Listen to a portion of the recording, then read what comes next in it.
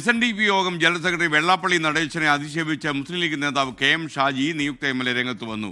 മാനസിക രോഗം ഉള്ളതുകൊണ്ടാകും വെള്ളാപ്പള്ളി തന്നെ തീവ്രവാദി എന്ന് വിളിച്ചതെന്നാണ് ഷാജി പറയുന്നത്. ജനങ്ങൾ നൽകിയ 102 സീറ്റ് വലിയ ഉത്തരവാദിത്വമാണെന്നും KM ഷാജി പറയുന്നു. അല്ല, ഇത്തരത്തിലുള്ള എല്ലാ പ്രചാരണങ്ങളുടെയും അവസാനമായിരുന്നു കഴിഞ്ഞ 4-ാം തീയതി. ഇതൊക്കെ പറഞ്ഞവരല്ലേ, ഇതൊക്കെ ചെയ്തല്ലോ. അവസാനം എവിടെയുള്ളത്? ജനങ്ങൾ എല്ലാ അർത്ഥത്തിലും സ്വീകരിക്കുകയാണ് ചെയ്യുന്നത്. അവർ ഉയർത്തുന്ന ഒരു സാമൂഹ്യ പ്രശ്നം എന്താണ്?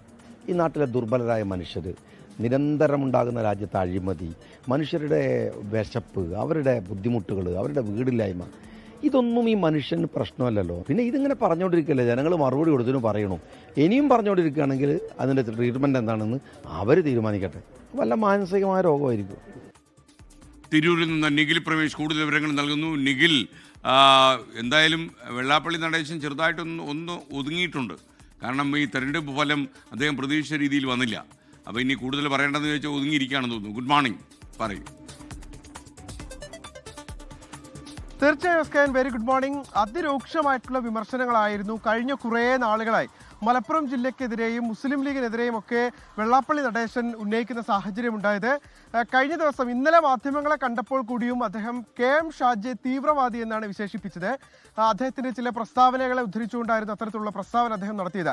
അദ്ദേഹം PK കുഞ്ഞാലിക്കുട്ടി അടക്കമുള്ള നേതാക്കൾ വളരെ മികച്ച നേതാക്കളാണെന്ന് പറയുമ്പോൾ ലീഗിലെ ഒരു 2ാം നിര നേതാക്കളെ ഒക്കെ ലക്ഷ്യമിട്ടുകൊണ്ട് ഇത്തരത്തിലുള്ള അധിക്ഷേപ പരാമർശങ്ങൾ നടത്തുകയായിരുന്നു. അതിന് വളരെ കൃത്യമായ മറുപടി പറയുകയാണ് KM ഷാജി.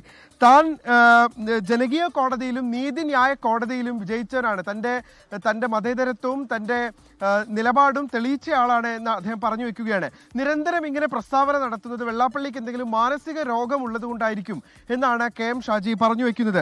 എന്ന് മാത്രമല്ല, എന്ത് സംഭാവനയാണ് വെള്ളാപ്പള്ളിയെ പോലുള്ള ആളുകൾ ഈ സമൂഹത്തിന് നൽകുന്നത് എന്നുകൂടി KM ഷാജി ചോദിക്കുന്നുണ്ട്. മനുഷ്യരുടെ പ്രശ്നങ്ങളെക്കുറിച്ച്, അവരുടെ ജീവിതത്തെക്കുറിച്ച്, അവരുടെ നിലവിലത്തെ സാഹചര്യങ്ങളെക്കുറിച്ച് എപ്പോഴെങ്കിലും, വിശപ്പിനെക്കുറിച്ച് എപ്പോഴെങ്കിലും വെള്ളാപ്പള്ളിയെ പോലുള്ള ആളുകൾ പറയുന്നത് നിങ്ങൾ മാധ്യമങ്ങൾ കേട്ടിട്ടുണ്ടോ എന്നാണ് ഷാജി ചോദിക്കുന്നത്. എല്ലായ്പ്പോഴും അദ്ദേഹത്തെ പോലുള്ള ആളുകൾ പറയുന്നത് ഇത്തരത്തിലുള്ള വർഗീയതയാണ്, അല്ലെങ്കിൽ വർഗീയ നിലപാടുകളാണ്. എന്തായാലും തന്നെ സംബന്ധിച്ചിടത്തോളം ഇനി അതിന് മറുപടി പറയാൻ ഉദ്ദേശിക്കുന്നില്ല എന്നുകൂടി KM ഷാജി പറയുകയാണ്. ഇതിനുള്ള ചികിത്സ എന്താണ്, അദ്ദേഹത്തിന്റെ ഈ മനോരോഗത്തിനുള്ള ചികിത്സ എന്താണെന്ന് വെള്ളാപ്പള്ളി തന്നെ കണ്ടെത്തട്ടെ എന്നുള്ളതാണ് KM ഷാജി പറയുന്നത്. Okay, thank you.